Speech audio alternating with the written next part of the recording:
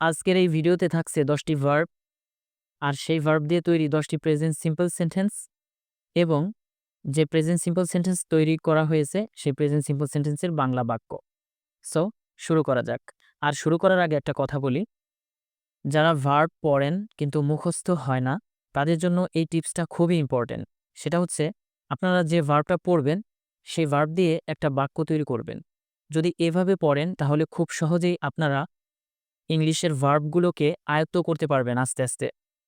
So শুরু করা যাক। দেখুন, গো যাওয়া, I go to school every day, আমি প্রতিদিন স্কুলে যাই। খাম আসা, she comes home at 6 p.m, সে সন্ধ্যা 6টায় বাড়ি আসে।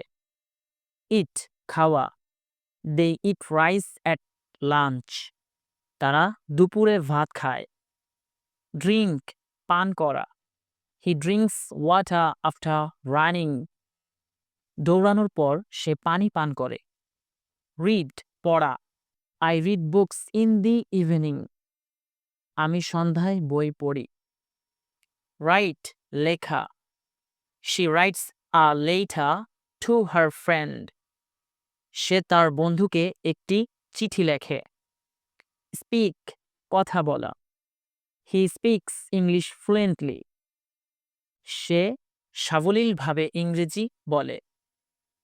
সি দেখা, we see birds in the garden, আমরা বাগানে পাখি দেখি।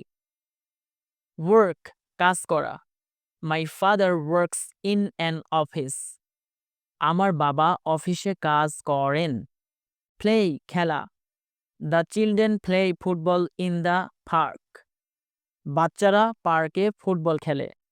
সো আপনারাও যদি ভার্বের সাথে সাথে এরকম সেন্টেন্স তৈরি করে করে মুখস্থ করেন সেই ভার্বটা বা আয়ত্ত করার চেষ্টা করেন, আশা করি খুব সহজেই সেটাকে আত্মস্থ করতে পারবেন। এই পদ্ধতিটা আপনারা ট্রাই করে দেখতে পারেন। আজকের ভিডিওটা আমি এ পর্যন্তই রাখছি। সকলে ভালো থাকবেন, সুস্থ থাকবেন। আল্লাহ হাফেজ।